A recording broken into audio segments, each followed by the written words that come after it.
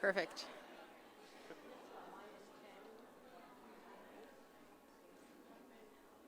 Hello, everyone. Thank you for coming out tonight. Before we get started, I'd like to first recognize that we are gathering on the traditional and unceded territories of the Algonquin people, and we want to express our deep gratitude for being able to meet here today. My name is Elizabeth Dubois, and I am an assistant professor in the Department of Communication here at the University of Ottawa. And with my colleagues Dan Perret and Patrick McCurdy, we are so pleased to welcome you here to talk about social media, platform politics, and the unintended consequences for democracy. The Alex Trebek Forum, which is hosting tonight's event, or sponsoring it for us, it aims to spark and foster important conversations by bringing together top scholars, students, policymakers, journalists, and people like you here on campus. The aim of these events is to bring to light some of the most pressing issues that we face as a society and to establish connections across the groups of people who are going to be able to help us deal with and respond to those challenges and opportunities. For the three of us as communications scholars focusing on politics, policy, and government, we wanted to bring this specific discussion at this moment and in this place for a couple of reasons. So first off, the next federal election's gonna happen within the next year, and there's a bunch of questions about how that's gonna roll.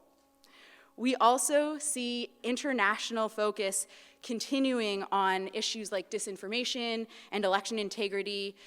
It makes the headlines every single day. It's an important conversation for us to have. And finally, in Ottawa, we have this unique opportunity and privilege to connect directly with the departments and agencies that are tasked with securing our elections, protecting our privacy, and responding to the needs of technologically advanced democracies like Canada's. So we started with this premise of platform politics. For us, this idea that social media platforms are political is inherent. So political could be big P politics. We could be talking about candidates making use of Facebook to connect with voters, but it can be more nuanced too. Platforms are political when we're thinking about how they design their algorithms, how they decide to collect and share data about us. They're political when they're controlling information and deciding what shows up first and what gets pushed to the bottom. They're political when content is moderated. And the implications for this kind of platform politics in a democratic system, well, they can be good and bad and pretty much everywhere in between.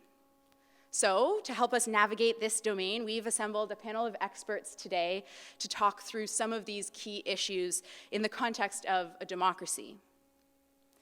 In addition to the Alex Trebek Forum for Dialogue, which has helped support this event, we're very grateful for the support of I Vote, Je Vote, and the Institute for Fiscal Studies and Democracy that's based here at the University of Ottawa.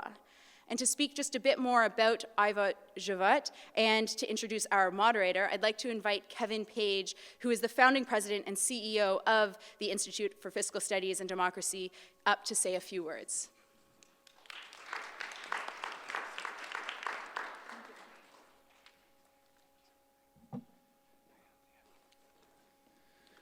Hello. So about 50 years ago, there was a song written by Buffalo Springfield. It was a very difficult time in the States, 60s, Vietnam War. It was just around the time we lost two amazing leaders, Bobby Kennedy, Martin Luther King. And the song was called For What It's Worth. And the first few lines is, there's something happening here, but what it is ain't exactly clear. And I just think that is for me, we're so lucky to have this incredible panel. So again, bonsoir tout le monde. The Institute of Fiscal Studies and Democracy, I Vote, Je Vote campaign is pleased to be joining you for tonight's event. It's just I Vote, Je Vote is a nonpartisan platform for awareness, engagement led by students and young alumni. So we thank CPAC.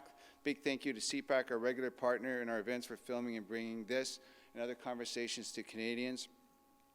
En anticipation de l'élection fédérale 2019, nous assisterons à un dialogue important ce soir sur les conséquences des médias sociaux pour notre démocratie. So Here tonight to really get this conversation going is a well-known media personality, Athia Raj, good friend of mine. With her focus on digital media and politics, we're delighted to have Athia as our moderator. So she's Huffington Post bureau chief. She manages the Ottawa and Quebec City political bureaus. She's been with Huffington Post since 2011. That's why they're doing so well. She's worked as a national political reporter as well for Post Media News. She has covered Parliament Hill since 2006, working for Sun Media, CTV, and CBC. She's an alumni, not of Ottawa University, but of McGill University. Athia is a regular at issue panel, so you see her, at least once a week on CBC, CTV's The National. She's also on the Power panel for CBC's News Network, and she's a regular CPAC guest as well. So join me in welcoming Athia to the University of Ottawa. Welcome.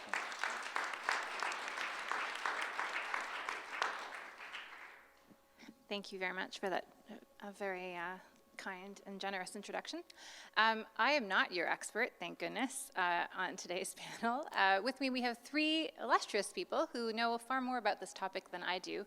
And so to my far left, to your right, is Tarleton Gillespie. Dr. Tarleton Gillespie is a principal researcher at Microsoft Research New England and an affiliated associate professor in the Department of Communications and Department of Information Science at Cornell University. For the past several years, he's been studying how social media platforms moderate the content and behavior of their users and how their approaches to moderation have broader implications for the character of public discourse. Welcome, thank you for being here. To my immediate left is Tracy Loriot. Dr. Loriot is an assistant professor of critical media and big data, big words, in the School of Journalism and Communications in Communication Studies at Carleton University here in Ottawa. Her research focus is part of a new field entitled Critical Data Studies, and she is actively engaged in public policy research as it pertains to data with civil society and government.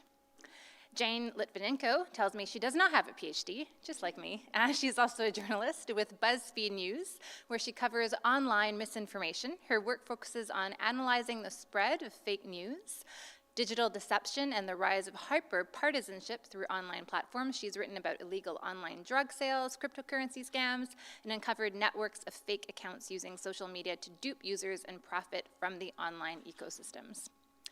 So we've decided to forego opening comments, but I guess in some ways this first question, and maybe I should just explain that we're going to talk for about an hour, maybe a little bit less than an hour, and then we will open the floor up for questions. So please think about what questions you would like to ask.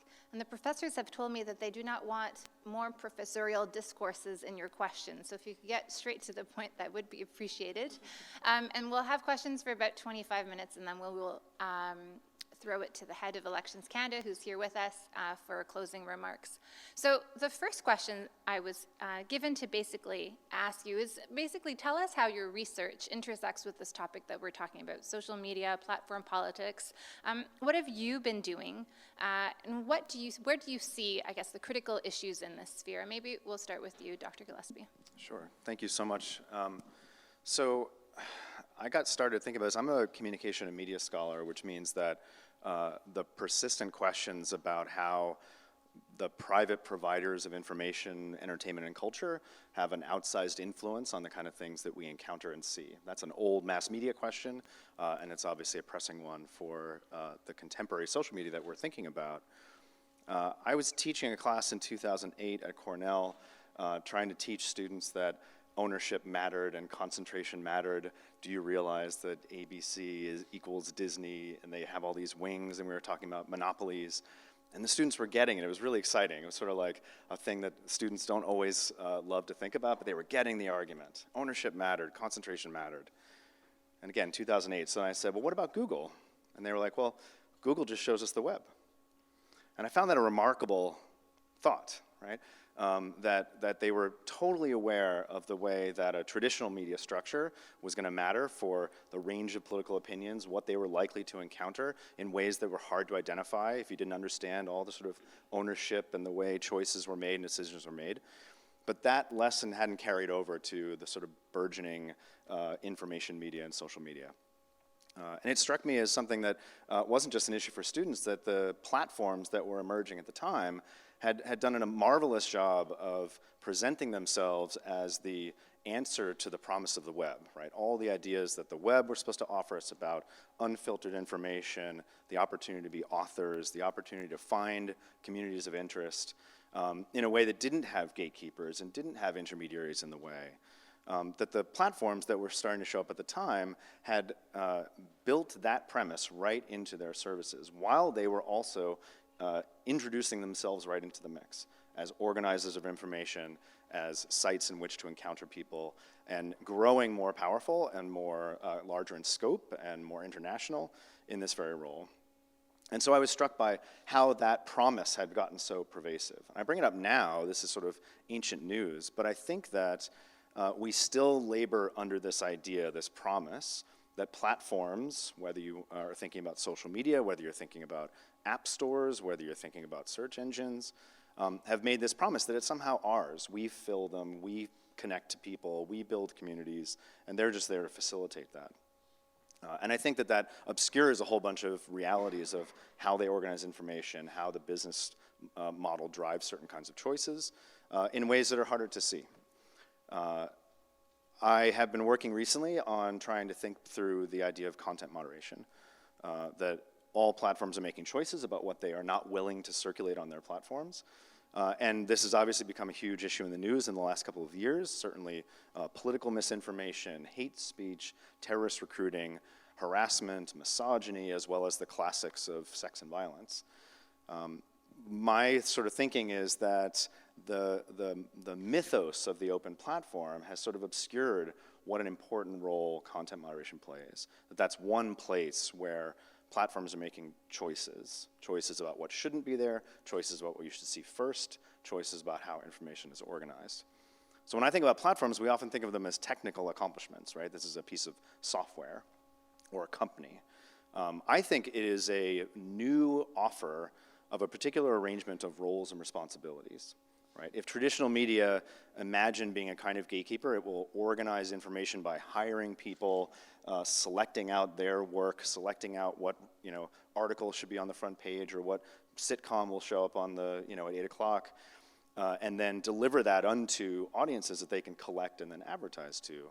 The offer that platforms are making is very different, right? It's an offer that users will provide, users will connect to each other, it will flow according to their own logics, and the platform will somehow just facilitate that, and by the way, take a slice of value off the end.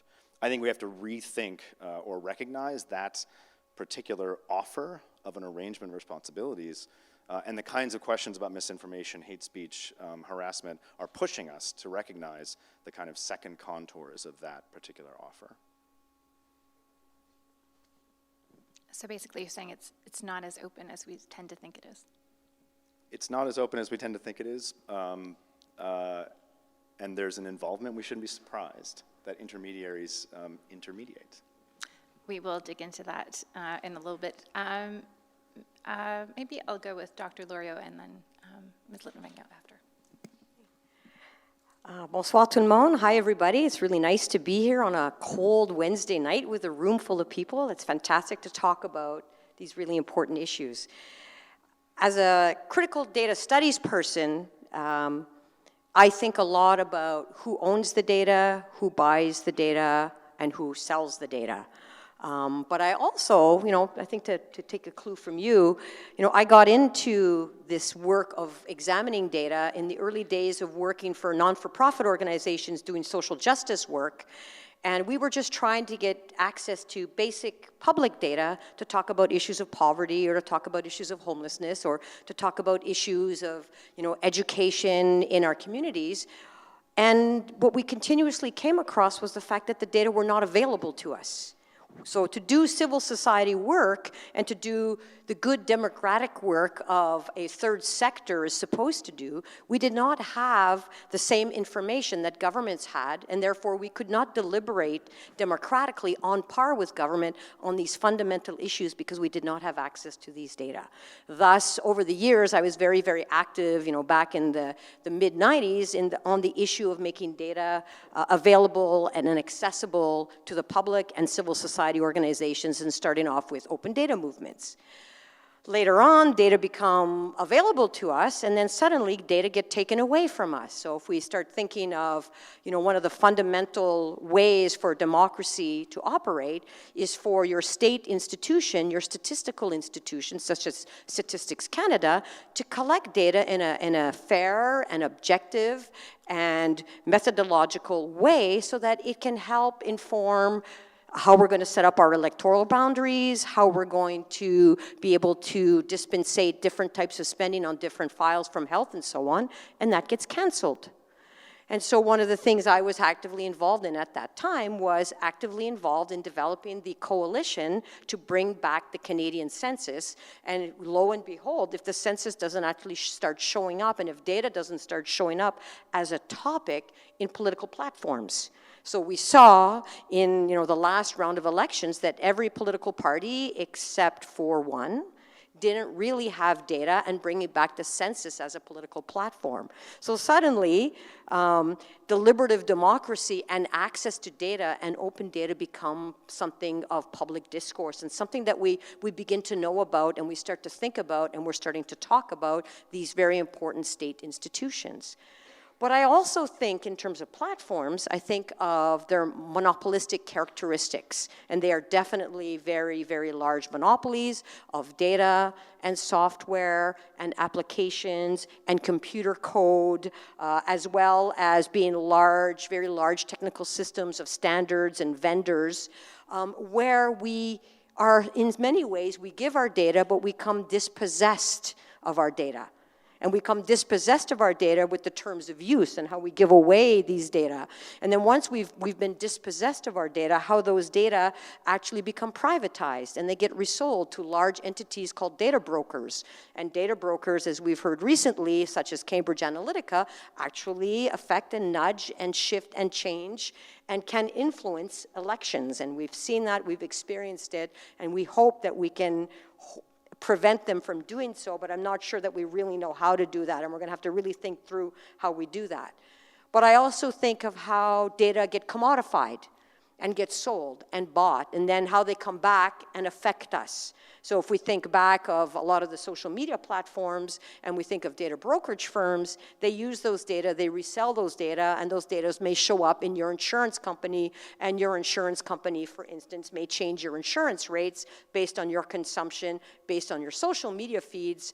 Or I might think of issues such as the social score that we see in the context of China, where people were going to be assessed about their social media profiles and their consumption profiles, and that may affect very fundamental access to social services or very fundamental things such as being able to catch a train to go home and whether or not you get to be on that train, or do you have to take the midnight train because maybe you bought a little bit more alcohol on Friday night than you should have. And so for me, it's really about this very large social and technological infrastructure and ecosystem of these data, how they affect democracy, but also how they've become these big, large monopolies. And like you were saying, Tarleton, that we haven't really thought of them that way, and we don't really know how to deal with them, yet in other ways we're quite seduced by them because we're happy to put our information in these things, and somehow we're happy with the low terms of trade or of exchange in the fact that we get dispossessed of our data. So those are some of the things that I think about as a critical data studies scholar, and some of the work that I'm actively involved in now is precisely looking at city platforms, and the city platforms that I look at are smart city platforms in particular, and I can get into detail about those a little bit later. Thank you. Okay, thank you very much. Ms. Litvinenko, where do you see, are you happy to give your information away, as Professor Lurie has just suggested? You know, somebody messaged me earlier today saying, hey, I found your email. It's at mail.ru. Are you a Russian spy? And they found an email that I used when I was 11 years old because I guess a data broker somehow connected it to me. So no, I'm not happy to give my data away, but it's there. I look at more of the day-to-day applications of some of the things our other panelists are studying. And specifically, one of the things that I've been thinking about is how social media platforms and messaging platforms manipulate our emotions and our thoughts. So we're all aware of the crisis in Myanmar and the role that Facebook played in it. I don't think it's an exaggeration to say that some of the anger that was stirred up on Facebook directly resulted in death. But what we don't know, or what a lot of people might not realize, is that activists in that country have been sounding the alarm and trying to get Facebook to do something for 5 years, since 2013. My own country, Ukraine, in 2014-15 went through a revolution. Directly afterwards, Russian trolls moved in on Ukraine and decided to use social media platforms as a way of manipulating online discourse and essentially sowing a divide in my country where there was, or I guess growing a divide in my country where there was a small one. We've known that these problems exist, and our platforms have known that these problems exist. They've only really come to the public eye when they've hit the West, when they got to the US and the UK, and we can absolutely expect them to get to Canada too. And so what I look at is essentially social media platforms' ability to decide what we think and how we think. And I look at the actors who try to manipulate that. First thing that I want to drive home is that none of this happens in isolation. Social media manipulation, and I'm not going to say the words fake news, because it's really a bigger problem. It's a problem with hyperpartisanship and misinformation as a whole. It doesn't happen on one single platform. It happens on all of them. And it happens on closed platforms like WhatsApp, Telegram, what have you, Instagram. And what we're seeing is that we actually have no idea how the algorithms on all of these platforms perform. We do not know why something is put in front of our eyes every single day. But we do know that it has the power to make us angry, it has the power to make us protest, it has the power to make us violent or happy, or say, hey, I'm gonna like my mom's photo, or hey, that journalist deserves to get raped.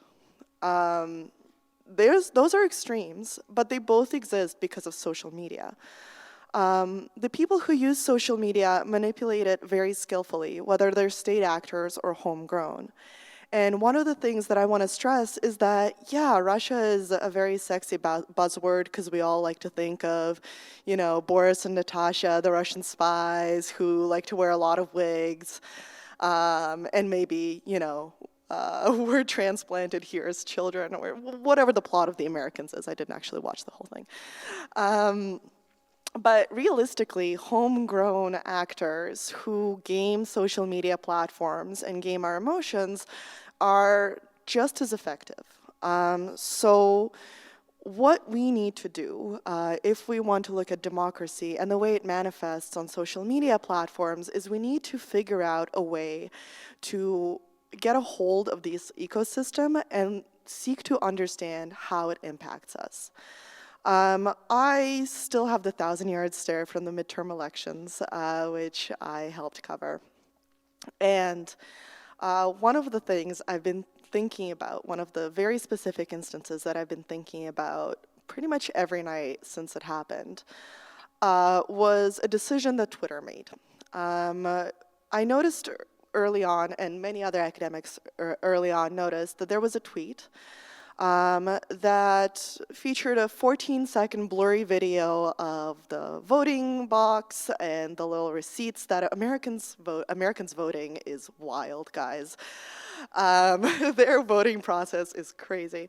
But this 14-second video didn't actually feature anything specific, but in all caps, an account that's devoted to popular conspiracy said, this is proof of voter fraud. Why does this never happen for Democrats? Why is it always against the Republicans? That video was watched nearly 100,000 times from that tweet alone. It was also posted to Facebook and to Instagram, and researchers saw evidence that this was a coordinated effort by homegrown actors to essentially make the voter fraud conversation larger than it is. When I reached out to Facebook and Instagram about this video, they took it down. But when I reached out to Twitter, they didn't. They said this video exists alongside facts that you and your colleagues and academics have reported. So the disputed information is out there, anybody can find it. The problem is that there were 3 different electoral governing bodies asking Twitter to take that video down, and Twitter did not.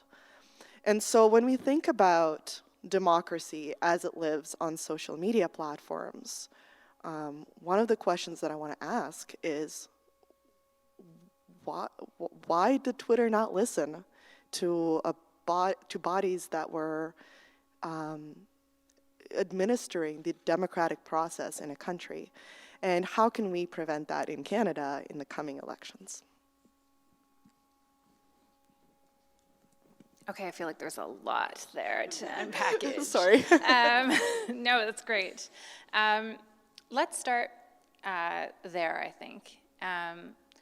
Before maybe we get to, who should monitor the internet, maybe we'll go a little bit towards your first comment. You talked about algorithms, basically. How do we sort of monitor all this stuff? And I was struck a little earlier this year, the Public Policy Forum issued a report in which they had a bunch of recommendations, and one of them was there should be audits of how algorithms function so that we have a general idea of how these decisions are made.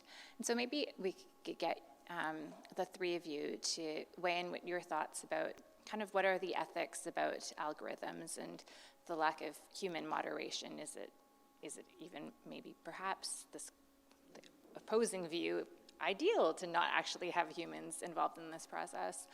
Should bots be identified on the Twitter sphere? Should we know who we're interacting with? What should be the limits of that space? Discuss. That's no small feat.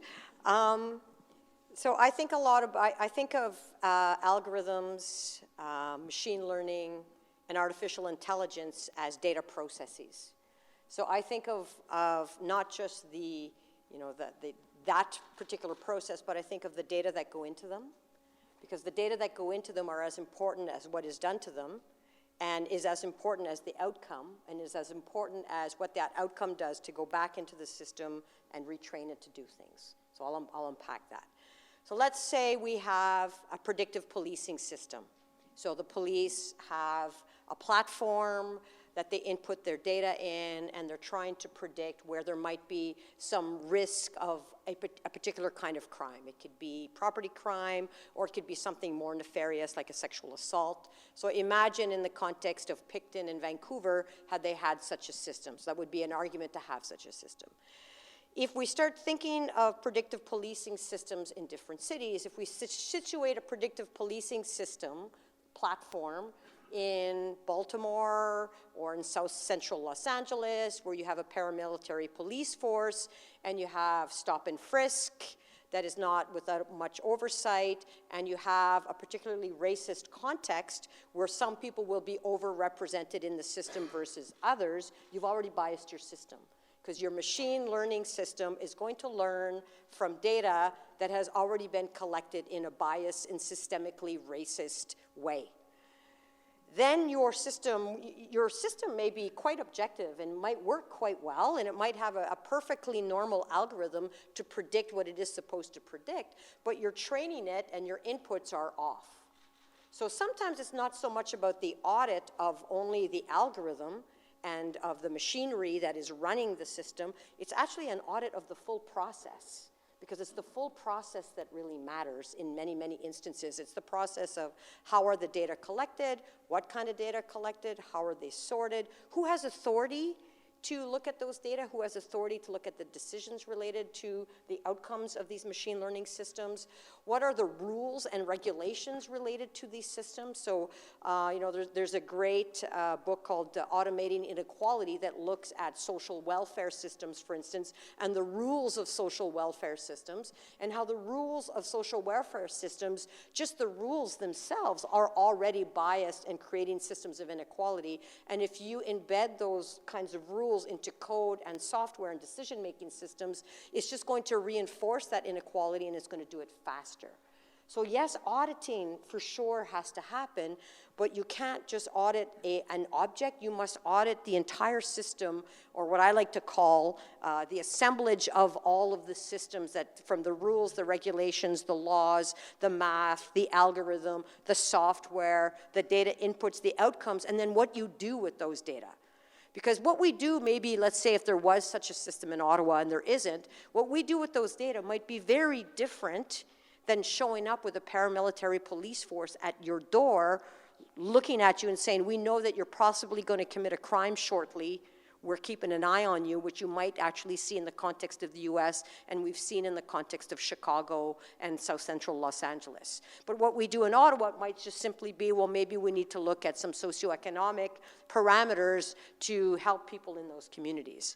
So it's not a given that the outcome is going to lead to egregious actions, but it can if we don't have a really good understanding of how a system works overall. There's a very interesting interview that Emmanuel Macron, the president of France, gave to Wired magazine maybe a year ago or so, I want to say. It's hard to know what time is these days. And in it, he said that he would like for France to force any company operating within its limits to make its algorithms public. And when I first read it, I was like, wait a second. Why? You know, it seems logical that this proprietary thing that a company developed should stay private. But the more I've learned about algorithms since then, and I'm by no means a mathematician, so I defer to the PhDs in the room,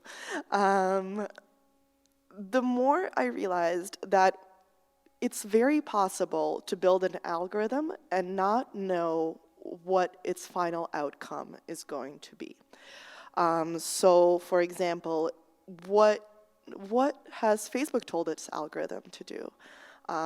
What are the social media? Why are we seeing what we're seeing on social media?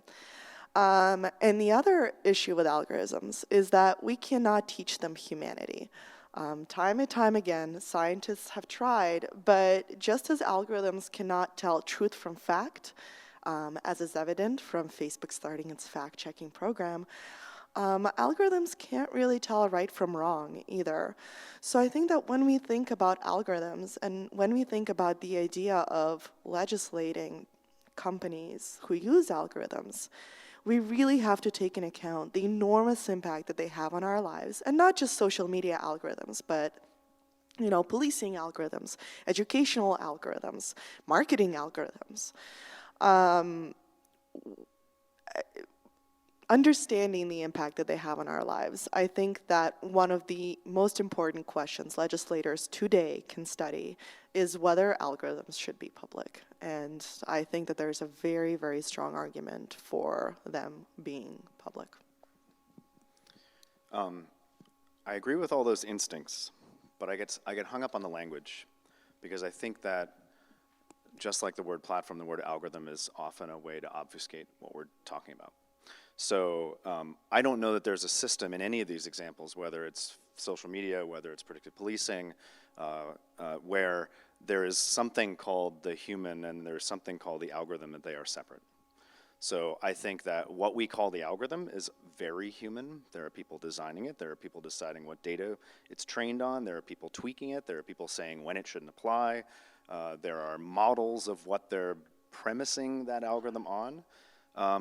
And things that we do that we would count as very human can be awfully algorithmic at times, right? So if the problem of predictive policing is saying we have limited resources, we have only so many cops and only so much effort, and we would like to stop crime and we need to decide where to put people, that's a knowledge problem, right?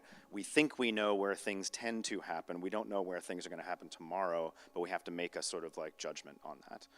And the old model was something like, well, I kind of know where the bad neighborhoods are, right? That's an algorithm that says of all the things that I can group, I'll sort of break things into neighborhoods. I will use certain kinds of data, past data, filtered through human assessment, whether that's the beat cop or whether that's the dispatcher. And we know all the problems with that, right? That is both a decent guess and can be wrong, not just in idiosyncratic ways, but in problematic ways, right? What's the bias of the data that went in, right? The person who says, well, I know that neighborhood's trouble, are they saying it based on a really good assessment of past events? Are they seeing that through a lens of race or class? Are they not realizing that they only have data on neighborhoods they've patrolled already, which is going to tend to sort of, make the rich richer, so to speak, make the poor poorer? We often build institutions in which we match human judgment with procedure. So forget the internet, forget data for a moment, and think about how an insurance company decides, whether you're a risk or whether they should cover something. That's a mix of saying, well, we know categorically certain kinds of things happen, so let's follow the procedure. But in this case, we know there's context, so we're going to, bend that. That's this real weird mix of procedure and human judgment. The tricky thing about algorithms is that they are procedural, human-designed procedures, and then they get implemented, and they get implemented fast, and they happen across the board, right? It's not just you and I using it, it's a billion people using it at the same time. So the power of procedure, those kind of initial decisions that get proceduralized, if this, then that, if these thresholds are met, do the following, happen very quickly. And then we get the feedback loop that Tracy was talking about, right? It's learning from its own data. So before we even know it, the things that it's providing and shaping then become the raw material for further kinds of conclusions. That is both a human-designed element, and it is also outside of the immediate control of humans. Those things are not contradictory. So I think in some ways, this is why I find sort of massive social media so fascinating, is that we've engaged in an enormous experiment, right? We have all signed on to systems that say, I think what I can do is take your input, learn from everybody else, personalize all the information out there, and produce something that you're going to find engaging and satisfying. And I'm going to do that by coming up with certain criteria and thresholds and then implementing them into a system. And then, by the way, also policing out bad stuff, but I won't tell you much about that. In some ways, the people that Jane is talking about, the people who post that grainy video of the voting box that may or may not be illicit, they are the ones that are learning what the kind of secondary implications of this system are. They're not doing it for scholarly reasons. They're doing it for the fun of it or for nefarious political reasons. But they're the ones that are seeing which things the system seems to help circulate, right? And they're learning it better than we are, faster than we are. In some ways, we're trying to keep up with, like, why did that go so rapidly? How did that go from single claim and get encrusted with legitimacy, not because it was vetted by some expert, but because more and more people forwarded it and more people added information and it circulated through these networks? That's the kind of consequence of a system where it is a dynamically produced information environment that we're all adding to. It's a dynamically responsive algorithmic system that's constantly trying to learn. It's a dynamically moderated system that's constantly trying to decide what counts as hate speech and what counts as misinformation. And what we get is that in the whole system, certain kind of things settle into equilibrium. There are a lot of cat videos, and other things spiral off very quickly. And we don't understand, like, how is it possible that these kind of like manipulative communities can move things through? And we're learning by seeing what's working, oftentimes to our disadvantage. But the kind of things that are working, the kind of things that look like engagement, right? That look like organic enthusiasm. The viral video, right? The kid biting his finger is also the same phenomenon that allows something that is clickbaity, sounds true enough, is kind of false, but feels like it's legitimate, to move and accelerate. So in some ways, we can talk about humans and algorithms, but all of those elements, whether it's what gets circulated, what do I see first, whether it's how do we find the stuff we're supposed to take down, are already a kind of interwoven system of people and procedures, computational procedures.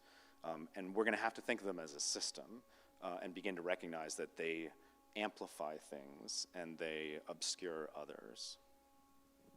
I just want to say, cats are out, dogs are in. You're absolutely right. I'm not keeping up. That's right. Did you still want to add something? So the other interesting thing is spending time with data scientists.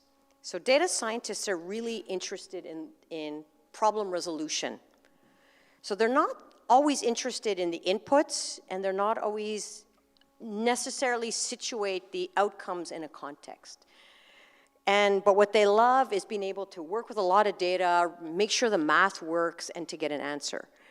But what we're starting to see is also junk science coming out of a lot of data science. And we're almost seeing a return in a social media context of, eugenics revisited in some respects. And we're seeing, we went from craniology in the 1700s of measuring skulls for crime to now comparing whether or not someone's smiling on a mugshot, and if they're smiling in their LinkedIn profile, and that somehow we can do a big data analysis by comparing those two sets of data and determining who's a criminal and who's not. And that's just junk science. It's just, the smiling, you don't smile in a mugshot, and you smile in your LinkedIn profile, that doesn't make that just because you're smiling, you're not a criminal. And of course, in these contexts, there's no capture of white-collar criminals in those contexts.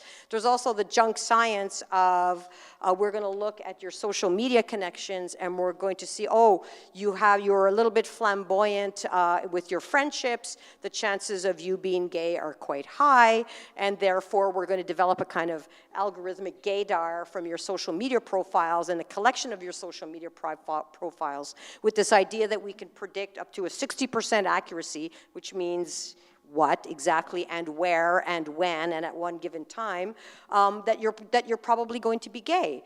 And we can laugh and we can giggle at that, but if somebody's going to take this junk science and bring it to Russia, where it is illegal to be gay, then you start getting enlisted in some very big problems. So that's why for me, it's not just the auditing, it's really thinking through the kind of junk science we're bringing to the table, the forms of knowledge that we're bringing to the table, who's keeping the data scientists accountable, and what do we know in terms of being able to even unpack this really complicated science. So there is an organization called Fair, Accountable, and Transparent Machine Learning, and it's a kind of an ad hoc group of scientists and mathematicians and statisticians who are unpacking these things and writing papers fast and furious so that they're debunking some of the junk science. But we need to keep up of that. So in other words, there's a kind of literacy that we kind of have to develop about these systems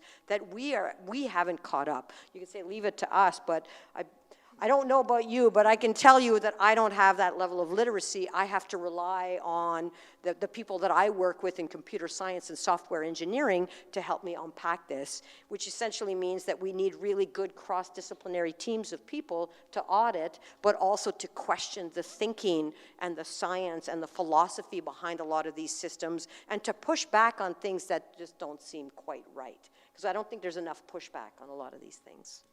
Okay, this is a bit of a parenthesis, but this junk science, are you talking about the quizzes you do on Facebook, or this is actually peer-reviewed science?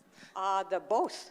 So data scientists, so it's the junk science, like the little cheesy surveys that we do that I never do. I'll never play those games or do those things. I don't even use the emojis, but because I don't even want to give them that, right? I just want to talk to my aunt somewhere.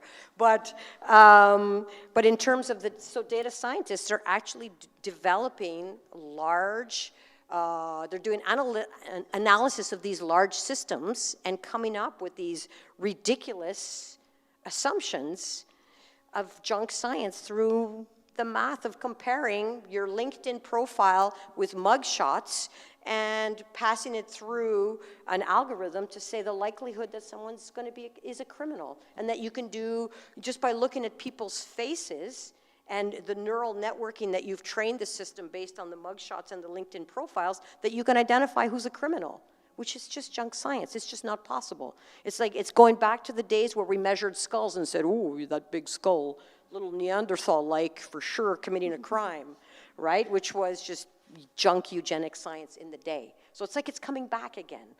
This kind of weird form of positivism that is creeping in, and it's going unquestioned, primarily because we don't always have the tools to question that science, to unpack the actual math. Okay, Jane wants to get in. So I wanted to maybe give an example and tell me if this is a bad example, but when you said junk science and sort of trying to guess who people are on the internet without them telling you, one of the things that my mind immediately went to is Facebook advertising. So one of the things that Facebook does is it takes its entire user base, takes the data it purchased from data brokers, and essentially divides the people on its platform into subsections. And I think one of the best reported applications of this that we've seen is advertisers excluding people knowingly. People of color, people who are Jewish. If you go on Facebook, you can target conspiracy theorists, but you can't actually know the data that they gathered to say, hey, this person's a conspiracy theorist. It tends to reinforce a lot of things in a way that we don't know how it works, but it divides us into these sections of society that we're not even necessarily part of. Is that good? Yeah. Yeah, there's a fascination. I talk to people who are algorithm designers or data scientists, and there's a really interesting relationship to knowledge. So we have this idea of what scientists do, a very kind of like ancient idea of what scientists do. They see a thing they want to explain, they try to experiment on it and test it, and they want to understand cause, right? What makes it this way? Can I figure out what makes it this way? And there's all sorts of problems with that, right? They become sort of like, they want to be the master of knowledge. When you talk to someone who does data science, there's a different relationship to how you would know something. There's this fascination that the data is going to tell me something. And if I find this correlation, if I find that there's something about these photos and it matches something about these posts and it matches something about these age, and there's a correlation, that's interesting. And it's not like the idea is to understand why. It's like, that is something to know. Yeah, and it's not that they're abrogating responsibility, it's like they're kind of fascinated, like the data's telling me something. Who knew there was a kind of connection between those things? And when you bring that to something like Facebook's algorithm, it's not, the relationship to let's make it do X, that's the wrong way to think about it, right? They institute an algorithm that is going to make certain kind of distributions. Why is this going to show up first? Why is this not going to show up at all? For whom and when? And then they start to monkey with the thresholds. Like, what if we privilege stuff because it's newer? What if we privilege stuff because it's been liked more? What if we privilege stuff because it comes from a certain domain? And they see what it produces. What kind of feed does that make, right? This is true for the search engines as well. And they look at the feed that they got in one version or another, and they say, this one's better. And we know when someone says this one's better, then we've got all sorts of problems about, like, what are they thinking of? What are they not understanding? How is that going to fit someone who's not like them? For managing this complex system, they go like, well, that produced a better feed than this, so that threshold's a better one to raise. They don't know why. They don't know why it produced the thing they were looking for, but this one gave them more news, or this one gave them more relevance, or this one gave them more time social. spent on platform. Yes. Yeah. Right. So if they have a goal, time spent or engagement, however they quantify it, and they start to play with these thresholds, and one version of the algorithm seems to do it better, that's the one they take. And that's not the same as saying, I know why it produced this, right? Right. It makes it very hard to think about accountability, right? How do we say, you did this and you had this cause? And they kind of stand aside to it and say, it did this, right? And that's part of why I push back on the like, itness, right? There was a human, but they have kind of like a sidelong relationship to the why. And I think that's a thing that we're still grappling with. I want to talk about feeds, but I feel like maybe you guys also want to talk about accountability. You've mentioned it a few times, so perhaps we should just go there. You know, here, the airways are public, and we kind of like rent them out in some ways if you think about spectrum. We have a broadcasting act that governs what's on television. In some ways, we're talking about perhaps even looking at newspapers in terms of saying there is a public good there. Social media was thought of to be this great beacon of openness and freedom, and now we're realizing that maybe, you know, it comes with a lot of warts as well. So who's accountable and who should be accountable? Should there even be accountability? These are for-profit companies in the end. So maybe we'll start with you, Charlton, and then we'll go this way. Yeah, I think that it is really tempting to imagine either that the platforms aren't doing anything or that they've just begun to be asked to do something. The platforms we deal with have moderated and made choices and removed things or decided not to remove things from day one. That's always been true. And I think it's part of this like really kind of persuasive notion that somehow like for a while they were just information conduits, right? And all of these notions, right? The notion that Twitter is just allowing things to circulate through, or Instagram is just you post and it goes, right? Those are already playing into certain ideas, especially in US regulation, right? Telecommunications is supposed to be a conduit. We don't want the phone company listening in to our calls, being responsible if you're plotting a crime. So we said, you just be a conduit, just pass stuff through. Publishers are content providers, so they have certain obligations, right? And I think social media really troubled those categories. They are both and neither simultaneously, and all sorts of things that we haven't named. But those offers, which protect them from regulation, give them a kind of standing, that promise of being a conduit is a really powerfully important one. Meanwhile, we gave them almost perfect protection from liability for moderating in any way they wanted to and failing to moderate in any way they wanted to. So the question of accountability has to be built on top of these systems are already making choices, right? They're already, you know, Facebook is going up to 20,000 people dedicated to content moderation. That's an enormous commitment, right, of resources and time and money and people. It is a defining characteristic of what Facebook does.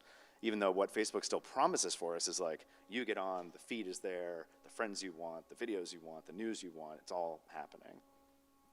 Accountability, I think, has to come first from these questions, the questions that Jane is raising with her research, with her journalism, of like, there are problems for the system as it's designed. And we might want a public environment that does have freewheeling and kind of user-driven priorities, but if we see how badly it can be exploited, or we can see how systemically women are being harmed by this, or minorities are being harmed by this, or democratic ideals are being shunted aside by what looks like a kind of like churn of discussion, but is really just failing to serve some higher goal, then that accountability has to work with what platforms currently are and maybe what we need them to be. That's either kind of setting demands, saying this is what your public obligation is, you are not meeting it, figure it out, or it's saying we have to build expectations that you have to meet in order to continue to serve this purpose. We did that with newspapers and broadcasting, imperfectly, but we did imagine what is it already good at without any intervention, and what does it often fail to do? And if we can justify what we need it to do for it to serve a kind of like as healthy a public sphere as we can imagine, then we can figure out what it is they already do fine and then what things they really are failing to do.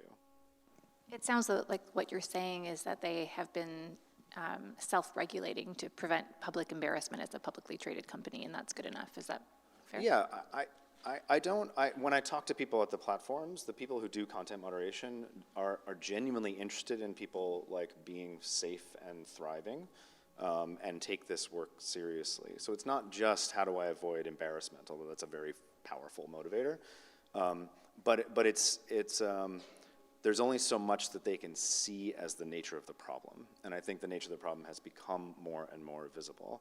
So when you first started setting up platforms, it was we said no porn and people keep posting porn, right? And so it was a kind of like, all right, there was a sort of a whack-a-mole problem, right? Like you have to keep finding the porn, and then someone goes like, well, why'd you call this porn? So there's these kind of like decision factors, like what's too pornographic and what's not, whose value is that?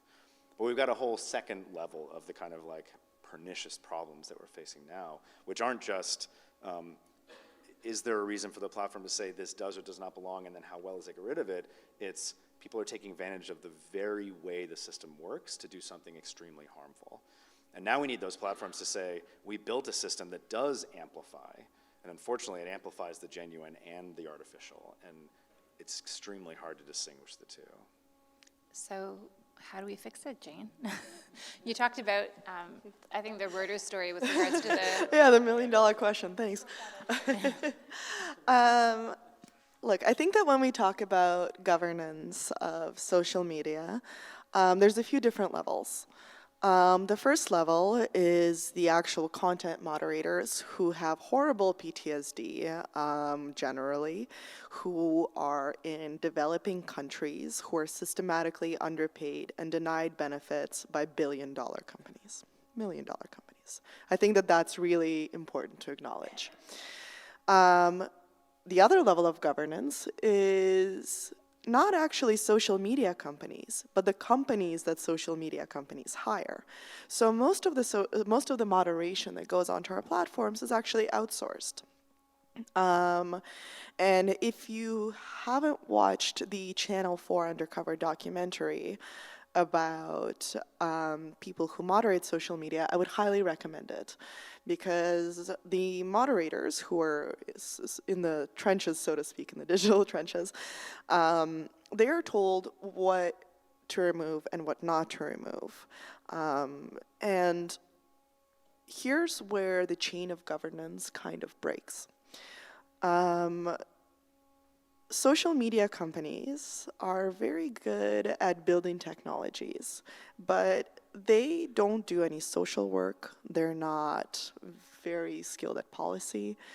You know, you saw Mark Zuckerberg's terrified face when he testified. It was like, it was like he's never seen the inside of a legislative chamber before. And I think it's that breakdown that really needs to be addressed. So from the perspective of social work, you know, there's communities of self-harm that on Facebook that are constantly feeding into each other that Facebook refuses to acknowledge. There are communities of illegal drug sales that are on social media platforms that are also not governed. They are illegal. It is within government's power to demand that Facebook takes them down. But here's where the biggest breakdown happens, I think. And it's the level of governments in each country where Facebook operates. Because for a long while, most companies just wanted to do this thing where they're like hands off with social media. They're like, oh yeah, this is like a thing that's happening. It doesn't concern us. Sure, some of our citizens are on it. Maybe we'll get a couple of ads for the election, but like they can share all the memes they want. It seems harmless. It's, as we're seeing now, not harmless. And right now, governments are playing very serious catch-up on how they can make the platforms abide by the laws of the country in which they operate. And I think that for these companies that are operating on an unprecedented scale, historically unprecedented scale, governments need not be shy about imposing the laws of its own country on the companies that are operating. And I genuinely think that that is the simplest answer that we can find to this $1 million question of how do we fix all of this.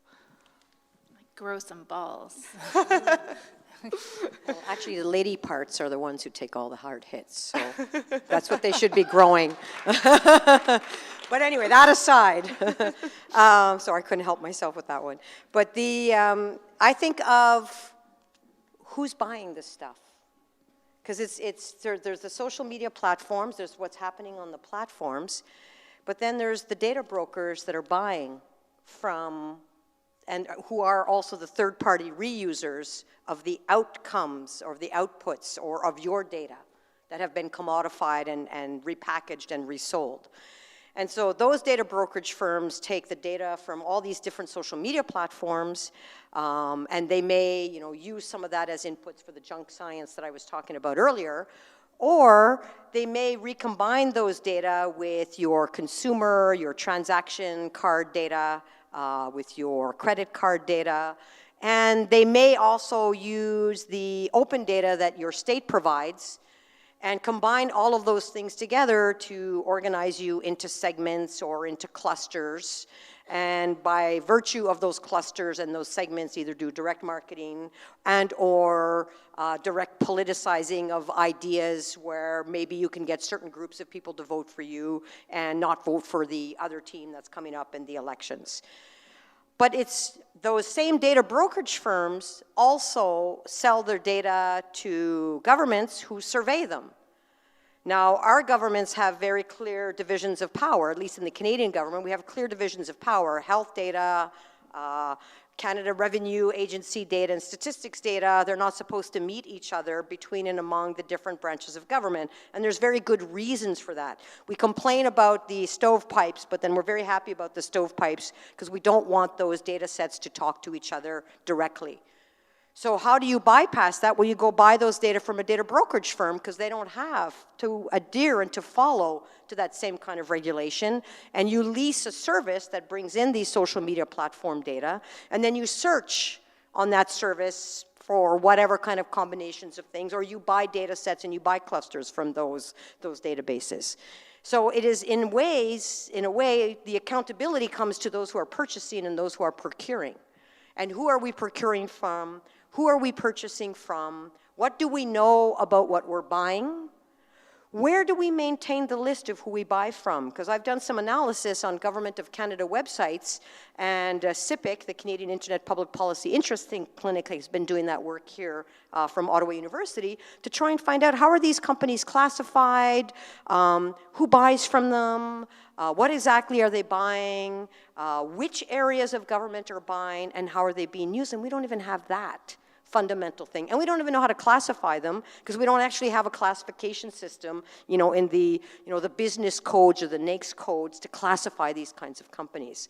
So we are in a bit of a conundrum because there is an accountability, quite frankly, by those who are buying them and using them to use them in the wise way possible. But like your earlier question, well, these things aren't auditable because of intellectual property regulation. So you're not allowed to even to take a look under the hood to see if what they're doing even actually makes sense. So we could very much be making, Government of Canada, Province of Ontario, municipal decisions based on systems and ways of sorting information that actually doesn't make sense.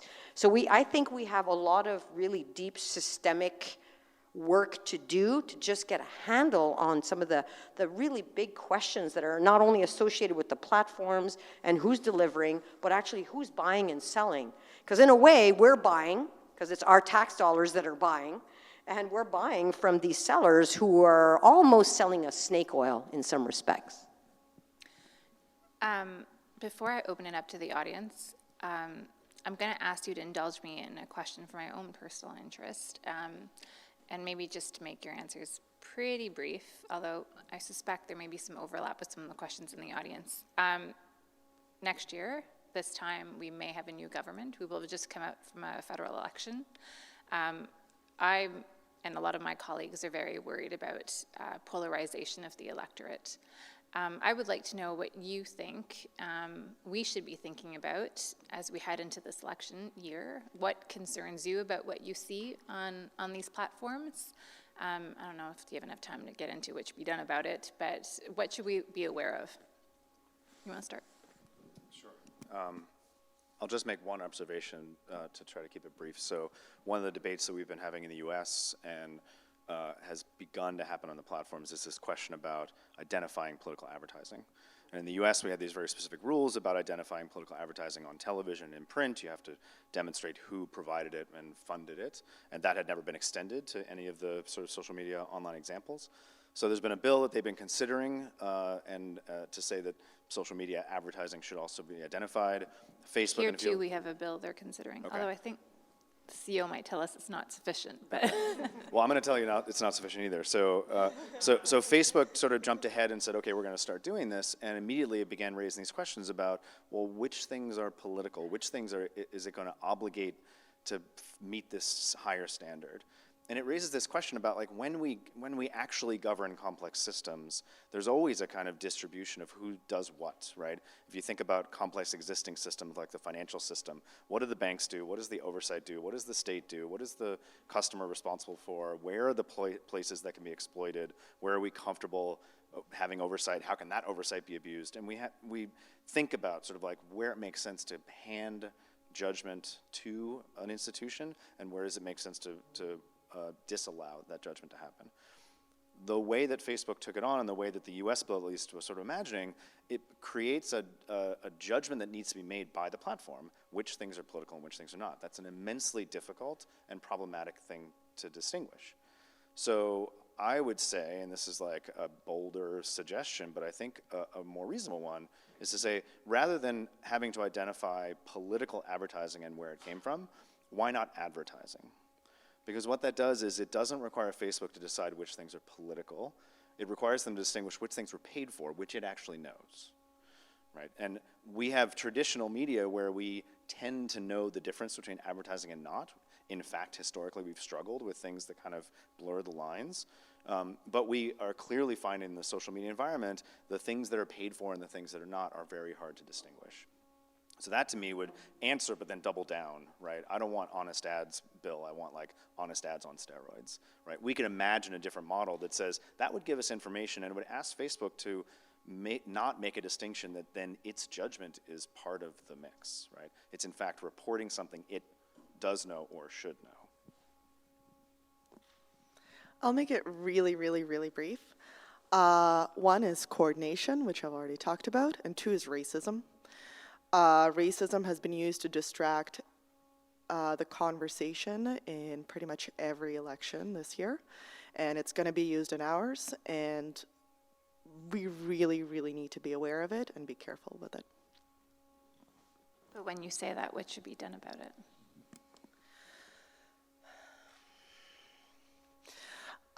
There's a really interesting University of Oxford report about state-sponsored trolling that talks about some of the tactics that troll farms use. And one of the tactics is essentially don't try to prove who's right and who's wrong. Try to change the conversation entirely. For example, incite anger. So I think that for the politicians who will be participating in the election, they need to be aware of that and attempt to stay on message as much as possible. Same goes with the journalists. I'm not sure what the policymakers can really do about it, but at the very least, they can tell Facebook that its algorithms should be aware of these attempts to use anger to change the conversation. I don't even know. You know, to be perfectly, I mean, the one thing that I most often revert to that I think we're not particularly great at in Canada is we don't do public education very well on these things. And our newspapers are notoriously terrible at doing it. No, it's really true, right? I mean, we don't even get really good, you know, during election time, you know, as someone who comes from, you know, the practice of geomatics and cartography, I'm always looking for the geodemographics during the elections. I want to see the maps and I want to see who's doing what. And we can't even do that because we haven't figured out how to integrate our data well. But we haven't really had a really good conversation of what we should be watching for, right? So it's like your question is really important. So we could say, oh, well, the media's not doing a good job at telling us, but we don't even know what to tell the media or how to help the media to kind of help us actually understand what's going on and what to watch for and what to pay attention to. And it's almost as if we need to do this kind of public interest page in you know, I'm using old school timey page as a concept, but you know, the idea of that dedicated page that every week we're going to get something that's going to give us a scenario and it's going to help us unpack that scenario so that when election day comes, we're ready. But it's almost as if we're always caught off guard on election day and we're surprised that these things happen. I mean, you know, Obama was doing this kind of stuff with his data crunchers and the other guy whose name I never say, you know, the one, he did it too. And our politicians also do this data crunching when they're doing this kind of work. And so the trick is how do we understand the data crunching? How do we understand the messaging? And how do we know what to look for? And it would be really great if we could get ahead of it now, as opposed to, you know, having to deal with it later. Can I say one thing? Yeah, Because go ahead. it can be really daunting as we identify all the problems and we face all this. From a kind of like media scholar perspective, when we think about previous media systems, it takes decades for us to really recognize how complicated the system is. And that isn't to then take the foot off the gas, it sort of doubles down on how important it is. Policymakers have to grapple with things right now, like in time for the next election if possible. And we should be inventing new ways to think about how to share the regulation of these systems, not just leaning on old ones. But for the scholars in the room, and I mean including the students, there's a kind of like diligent commitment that we have to really understanding the ecosystem in its entirety, all the players, shed the kind of mythologies that make a simple story and say, what's really going on here and how are these kind of like contours of circulation developing outside of, I get it, it puts a feed and it puts a recommendation algorithm and a search query, and really map those things and understand how they sit on the public discourse. I'm going to cut you off, actually. I'm sorry, but you can keep it in your mind because I'm already over time. I'm actually shocked that we have not mentioned the President of the United States or the 2016 election thus far, but maybe we will in this next section. So there's apparently 2 people roving around with wireless microphones. If you have a question, please lift your hand up. There you go. I was going to say don't be shy, but I didn't need to. So whichever runner gets there first. Thank you. Hello. So great talk. I really appreciated all of your insights. So my question is relating to sort of, it was mentioned how each country is within their rights and within laws to sort of require platforms like Facebook to remove certain content, to moderate certain content. Do you think that should be done on a sort of country-by-country basis? Because most social media platforms like Facebook, they're global entities, and they're not so much located in one particular context, like traditional media, for example. Yeah, I mean, the quick answer is that a lot of the platforms have already begun to, they are obliged to respond to national requests. For some nations, they'd rather just stay out of the country or ignore it, but in most cases, they do have to respond to legal requests. Most of the major platforms that we're talking about do not want to create a Twitter for England and a Twitter for France and a Twitter for Germany, but they do have to do removals sort of nation by nation. So I think what we're seeing, like, there's both the kind of like each nation should be able to articulate what its kind of public values are, and if it sees a problem, it should begin to enforce those. I think what we're seeing is sort of like larger regional approaches, right? There's sort of like a European pushback on how platforms deal with particular categories like hate speech and terrorism. There's been a U.S. attention to disinformation, although I don't think we've figured out what to do about it. So I think we're actually trying out different kind of regulatory frameworks. I think it's probably healthy, and I think we should encourage that. I'm going to answer with a life hack, which is if you want to see fewer Nazis on Twitter, change your region settings to Germany. It actually works because Germany's laws are different than ours. I do think that there is value in countries coordinating with each other and sort of saying like, hey, just checking in. What are you guys cool with? What are you guys not cool with? What are your fines like? What should we let go and what should we not let go? And I do think that we're slowly getting there. We're on our way. I just think it needs to happen faster. I don't know. To be perfectly honest, I don't know. Over here, perhaps? I don't know where the runners went. Should I just go right now? Oh, Okay, yeah, Hi. sorry, we'll get to you after. Yeah, go ahead, sir. Sorry, I can't see you because you're behind the camera. So you There guys you go. already kind of covered it a little bit with accountability, but I'm just curious if you think there might ever be a need to have a conversation about whether or not we stop looking at these companies as entities with a responsibility to their shareholders and more as services with a responsibility towards the greater good. That I can talk to. Absolutely. You know, like as we were, I was thinking crazy thoughts, and I was afraid to say the crazy thoughts, but I'll say a crazy thought. What if, totally crazy, okay? So, you know, I'm so excited. recognize that.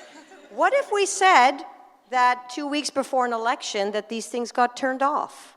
Or that there was absolutely very strict regulation during the run-up of elections like we have with politicians, for instance, in terms of control of those kinds of systems. What do you mean, as we have with politicians? Well, politicians are not allowed to be hanging around polling stations, for instance, during, you know, the couple of days or a day during the elections. The rules are, On our election officer day, here will yeah. tell us a lot more about those rules, but, you know, there are rules about how that they can behave. So what would be the rules that we would have an expectation of these systems to have, at least during elections? And then if we thought of them as utilities, and then they would be kind of public entities, and then what are the social responsibilities of these types of public entities? Because right now, they're huge monopolies.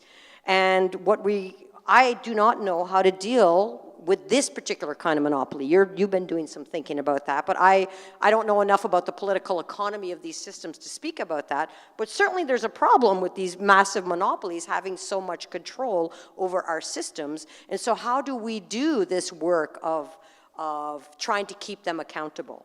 And then at the end of the day, what's all of our jobs? I mean, we give them our stuff. We use them. Government of Canada streams on Facebook, for goodness sakes, right? What happens when you start streaming government content that is supposed to be archived and preserved and a public record through these social media platforms? And, you know, some governments, you know, parts of government thinks it's really cool to do that. So what's our responsibility as well, as individuals and as governments, in the way that we use these particular systems? So I don't have a specific answer, but there's no question about it that there needs to be some accountability, there needs to be some social responsibility, there needs to be a lot more action in the public interest, and you've already gone through a whole bunch of the, you know, the bits and pieces in relation to how to do that and how complex that is. I mean, I think every sort of nation and culture has a different way of encouraging private information intermediaries to begin to see their public impact and obligation. And a lot of the debates we've been having since the 2016 election in the US and elsewhere, I think has been a slowly forming conversation saying we are no longer satisfied with the service this is provided. This is a big change because the first 5 years of people debating content moderation was saying they're taking down way too much stuff. What's going to happen to whistleblowers? What's going to happen to artistic nudity? What's going to happen to these things? And now the tide has completely turned in saying the harassment is incessant, the hate speech is pervasive, the misinformation is troubling. Those are calls for a kind of public obligation. I can feel my kind of like American assumptions that has to be sort of like encouraged and incentivized instead of just sort of like enforced. But those are very different ways of imagining that a private provider needs to have a public obligation. I've been thinking a lot about the fact that every time you and I sign on to one of these platforms, we click through a terms of service, whether you read it or not, right? And there's a contractual document about the rights and responsibilities that the platform has towards me as a user and that I have as an individual towards the platform. And I may ignore it, I may never have read it, but it does come into play if I ever have a conflict with the platform. The platforms don't have a terms of public service. They don't have a statement that says, here's what we will owe to the public.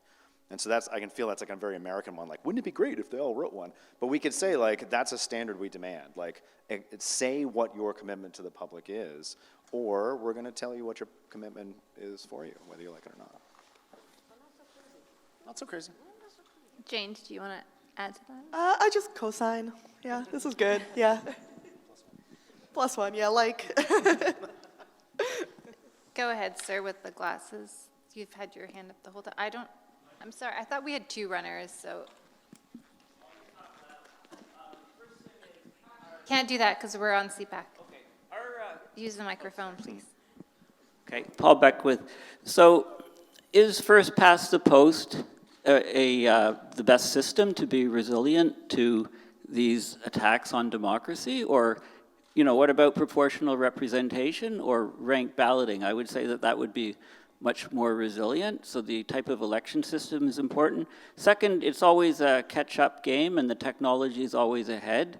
Well, pretty soon, artificial intelligence will be able to study a person's mannerisms and appearance on video, voice, you know, facial expressions, and actually completely make up something that the person never said or never did. It already is. Right? So how do we deal with these type of technologies? We're going to have to ban some of this sort of stuff because nobody will believe anything they see. I'll Okay. take the facial recognition one, if that's okay. So these are called deepfakes. They're very fun to make, but they're also very difficult to make. So as of right now, I would say that the danger from them is very low. But just as algorithms are able to do that, algorithms are able to find deepfakes a lot better than humans are. So maybe we should build a system that does that. I think we also have an interesting opportunity. We've seen a little bit of a turn among the designer community around facial recognition, beginning to recognize how problematic some of the uses could be, and some of the engineers, not the companies themselves, but the engineers saying, this is problematic and we need to slow down. And we've seen a little bit more activism from some of the tech companies. It's a very new and untested space. But I find it really interesting when I talk to a platform that there's, I think, an opportunity in this moment about what the employees find that they're involved in. So for instance, we had a debate in the US about Alex Jones, who was sort of he's the voice of InfoWars, kind of a right-wing conspiracy purveyor. And after a while, a bunch of the platforms sort of banned his content. A few of them decided not to and hesitated. It was very sort of like clumsy and awkward. And one of the platforms that I talked to, the content moderation group had been saying, we've got to do something about this. They were having trouble convincing the upper echelon, but when it started to get banned by other platforms, other employees like engineers and salespeople were going, wait, he's on our platform? And they were beginning to see, they were saying, we can't do that, right? So suddenly the kind of like concern coming from everyone else in the company began to be a little bit of a voice that was supporting the people in the content moderation team that were saying, this should cross our line and we should do something about it. So I wonder if there's a moment, it makes me think that we've got to call out like engineering communities in universities and say, these questions have to be asked by engineers, it has to be part of what you do. And we've been doing that for decades and saying, what are the ethics of what you build? But we've got to bring that conversation ever more loudly. There was a report recently that said that the majority now of machine learning experts work at Facebook and Google. So that's like a whole expertise of how data science is being done, working in these places that are being asked to do very specific things. How do we bring that as a professional question, and how do we empower that voice to start to wonder about how we're moving very quickly towards ends that we may not have fully thought through? On the electoral system, I don't have an answer for you, but there is a place for good social science and good research and good modeling, and actually using data analytics to understand whether one particular system might be better than another system, and doing that based on past electoral data to see what the different outcomes would be, and then to have an evidence-based kind of conversation about those things. So I think that, you know, we've been poo-pooing all this kind of stuff, but let's also admit that, you know, we want engineers to build bridges that are going to stand, and we want them to be able to do good data analytics to do that. We want our medical professions to be to be relying on good science, and we should also be relying on good evidence-based social science to actually try and do better in terms of trying to answer your question on what would be a better electoral system. The question of changing an electoral system is a whole other game, as we know, but we do have the ability to study and examine and assess and have a conversation. One more question?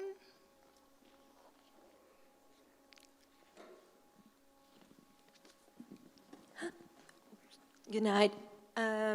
So through the evening, we talked about like accountability and how we need to keep the platforms accountable. And my question is, who are we?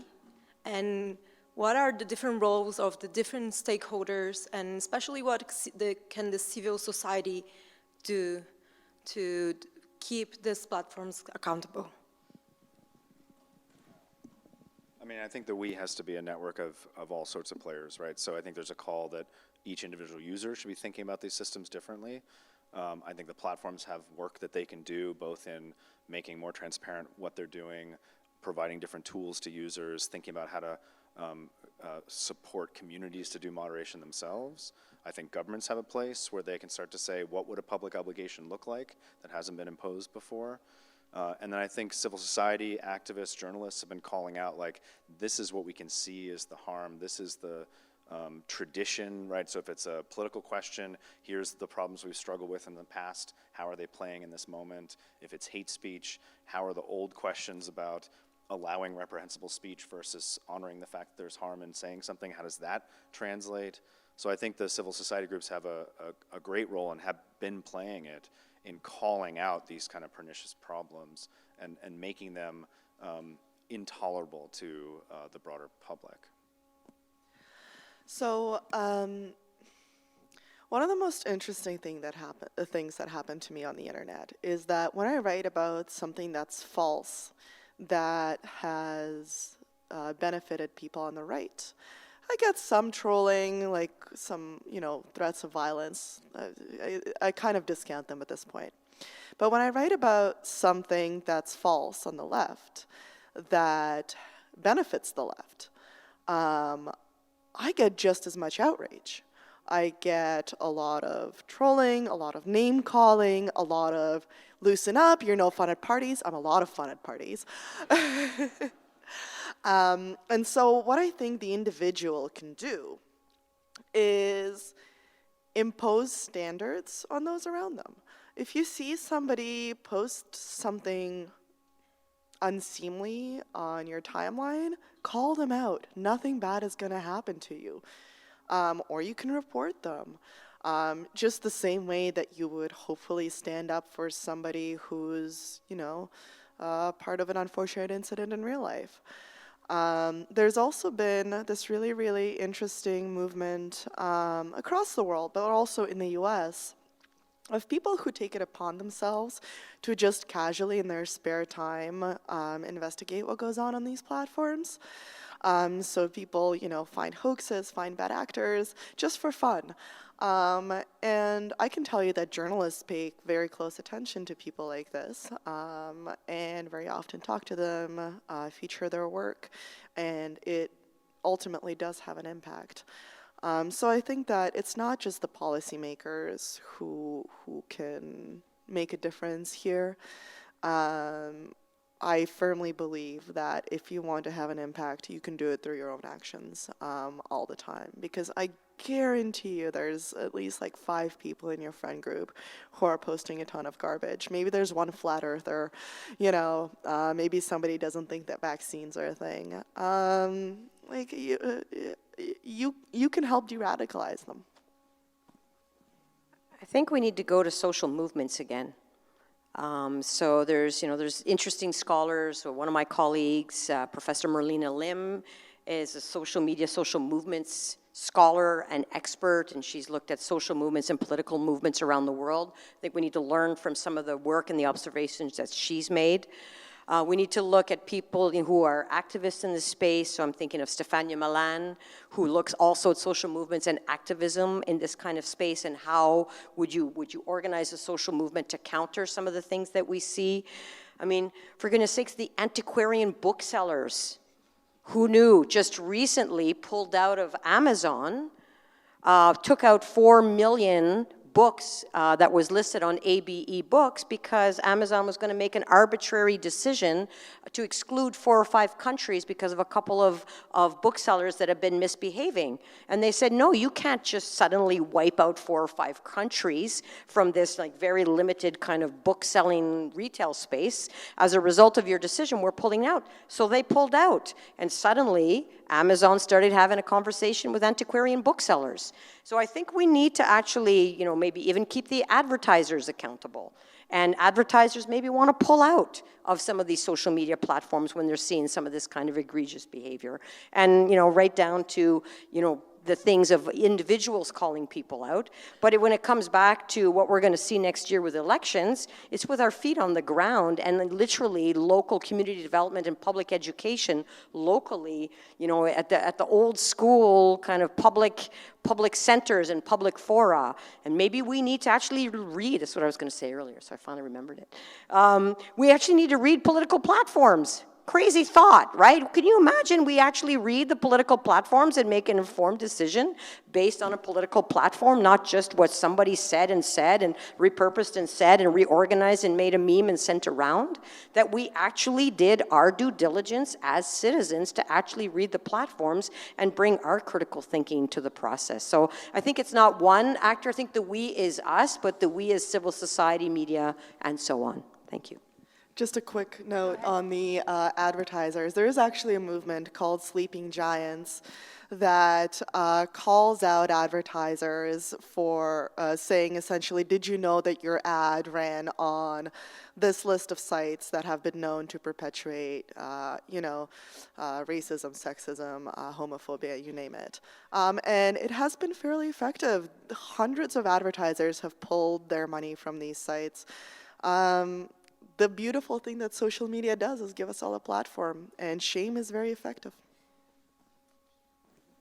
You should always read the political platform. Yes. And I'll also follow people you disagree with.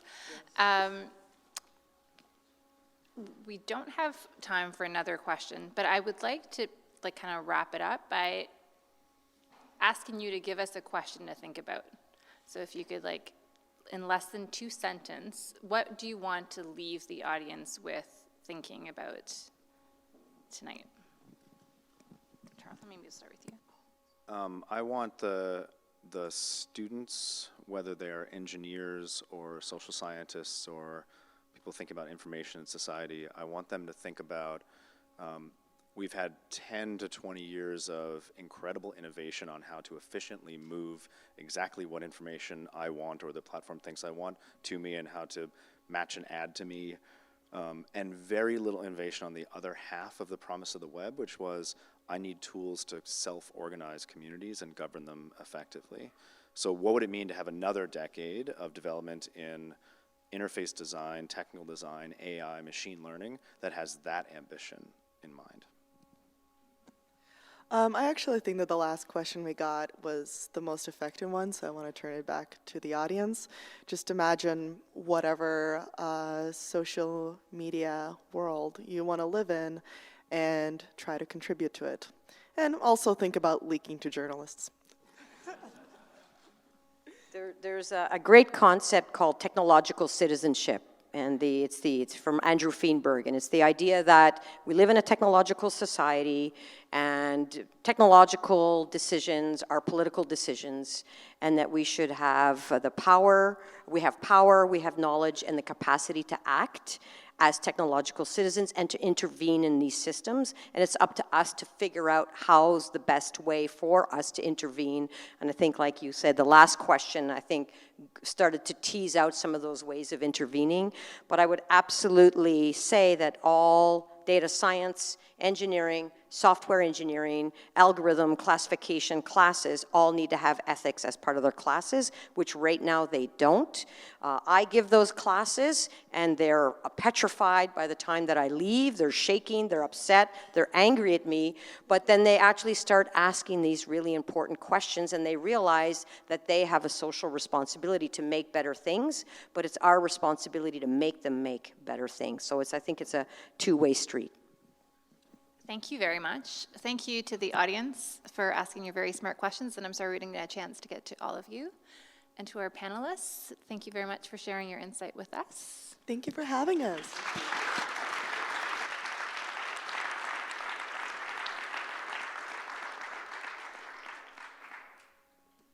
Tracy, I started to call them by their first names midway through the panel. Talk to us about how we need to be more literate when it comes to using social media. And now that the Chief Electoral Officer is unmuzzled, maybe this is something that he will take on. Stéphane Perrault is going to give us some closing comments. Please welcome him.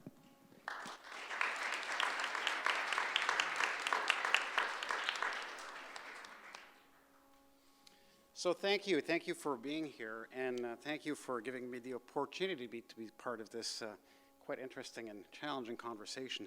It seems not very long ago that the internet was going to empower citizens and bring us this golden age of democracy. And these days, the question on our minds, a lot of people's mind, is whether democracy will even survive the internet. And surely the reality, and we've had a bit of a dark view of this tonight, surely the reality is probably somewhere in between. I think it could be useful to frame this by thinking about electoral democracy as some form of a structured conversation that has essentially three components or three elements. The first element is a forum, much like here tonight, or an infrastructure for that conversation to take place. And that forum or infrastructure increasingly is the internet. The second element is the participants in the conversations, the voters, the parties, the candidates, the third parties, sometimes the foreigners who want to step in that conversation. And the third one is the conversation itself. And for each of these three components, the internet presents both quite extraordinary opportunities, but also some daunting challenges, as we heard tonight. If you look at the infrastructure, as I said, more and more of the electoral conversation takes place online.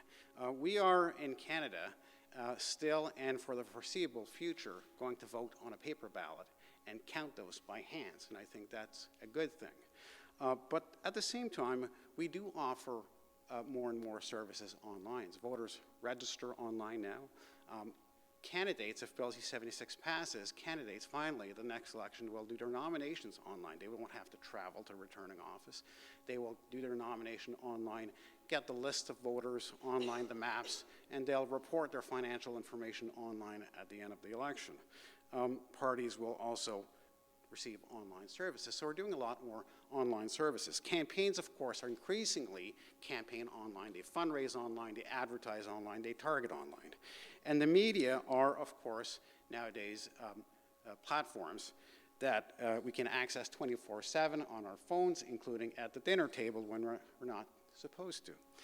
So this is very convenient and it's very efficient, but it also means that the security of the IT infrastructure, the databases and the systems behind those services and those conversations can be vulnerable to cyber attacks, as we saw in the 2016 presidential election.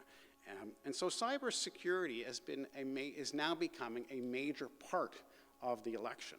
How are we going to secure that election?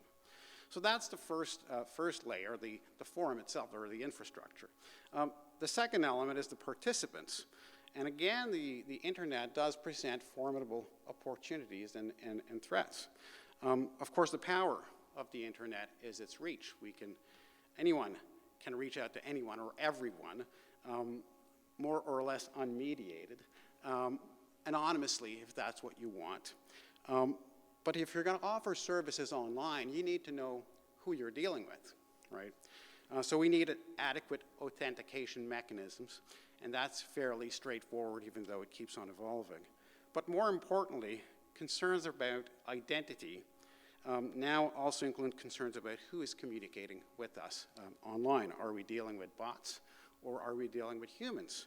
Is this a serious journalist making a commentary, or is this a partisan hack, or is it a post by an ordinary Canadian, or some persona created by some person, whether in Canada or abroad? So there are real challenges about identity when you think about electoral democracy online. And the third level, or third component of that conversation, is the conversation itself, the content of the conversation, and without any doubt, the internet has in many ways made that conversation richer. We talked about data. The internet gives us access to all kinds of data. We can search and try to validate the information that we have. We can provide information, respond to comments, or make our own assertions. Social media can be used to denounce oppressors, to make police more accountable, to denounce police abuse, but it also empowers people to spread disinformation, strange conspiracy theories like Pizzagate, and hate speech.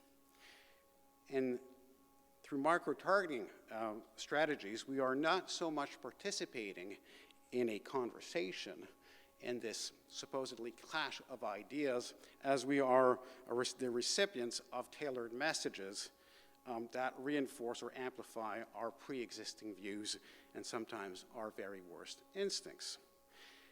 And the accountabilities here, and we spoke about that, are not very clear. So we have two stories here, two narratives, a very bright narrative in which the internet is a powerful, efficient platform to bring people together and exchange information, to shed light on political choices. And we have this much darker narrative, which is perhaps the one we're hearing more these days, in which the internet makes us vulnerable to cyber attacks, to impersonation and manipulation, and undermines the very conditions of electoral choice. So how do we move forward? I think it's clear from the conversation that you heard tonight and you took part in tonight that the challenges that we are facing are very complex, and there's not a single solution to these issues, and certainly not one entity who can resolve this. This is sort of the opposite of death by 1,000 cuts. I think it's salvation or survival through 1,000 strategies. And one of them is improving the legal framework, and we mentioned that. That includes perhaps more transparency in online communications or social media communications, and I think establish some trusted sources of information. So we talked about requiring online platforms in Bill C-76 to publish and maintain registries of partisan advertising. And yes, I agree that it's a good step forward, but that it's not the full solution, of course, to the challenge that we're facing. We talked about how perhaps technology, artificial intelligence, can allow us to identify deep fake videos, and maybe they're also part of the solution. Elections Canada has a very narrow, but at the same time very important responsibility, and that is to make sure that Canadians have access to clear and accurate information about the voting process. And so we have to be at Elections Canada a trusted source of information on that particular and very important topic. So we will, for example, at the next election, have a repository of all our public communications. So if you hear something or see something that looks like it's from Elections Canada, you can check. If it's not on our website, it's not from us. Okay, so that's one solution. We will be monitoring social media and traditional media and making corrections where we feel is necessary. But this is merely a fraction of the problems that democracies are grappling with. And also, as we've heard tonight, a lot of other players have to step in. And that leads me to the final point, which is that we need more and we need better collaboration. Increasingly, the delivery of trusted elections is not only about electoral management bodies. We have an important role to play, but we cannot play that role alone or in isolation. We have to collaborate with partners. We have to collaborate with cyber security partners. We have to collaborate with political parties, with the media. This is not a single entity mandate.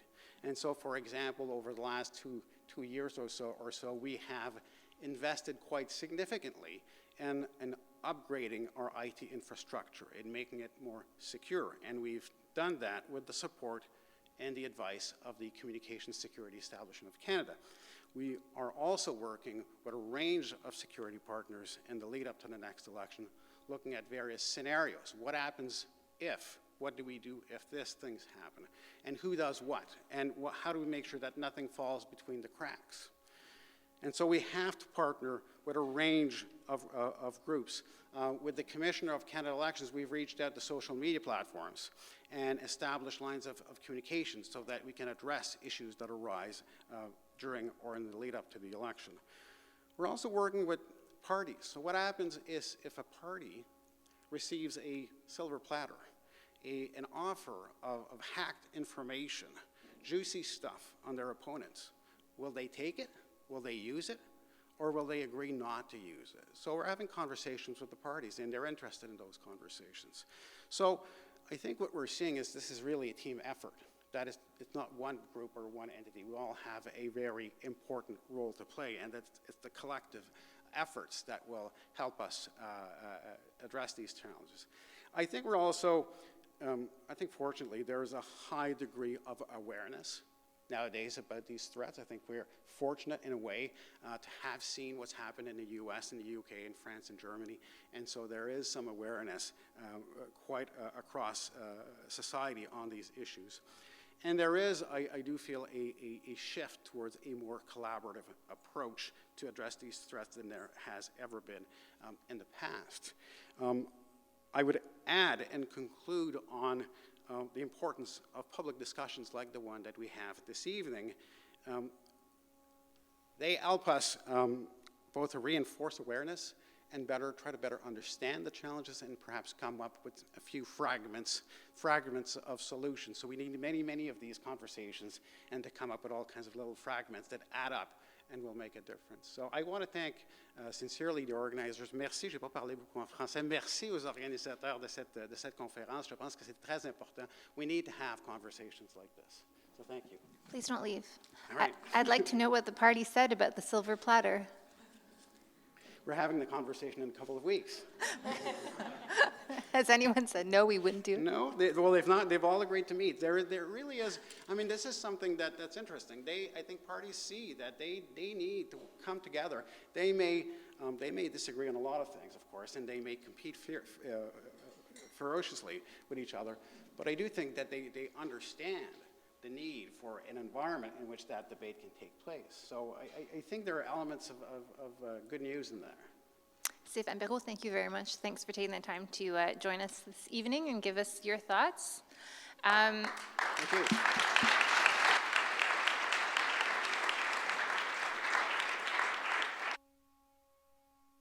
Elisabeth, will you be coming with your colleagues or just you? Just me. All right. Well, Elisabeth Dubois will close us off. Thank you very much. All right, so I realize that I stand between you guys and refreshments and the rest of your evening, but I have a list of some thank yous that I need to do because much like democratic systems and elections, events are a team project. And so the first one is to Kayla, who is the student who helped us put this event on. You might have met her when you walked in this evening, and she, to say that this event wouldn't have been possible without her is probably the biggest understatement I could make. So thank you, Kayla.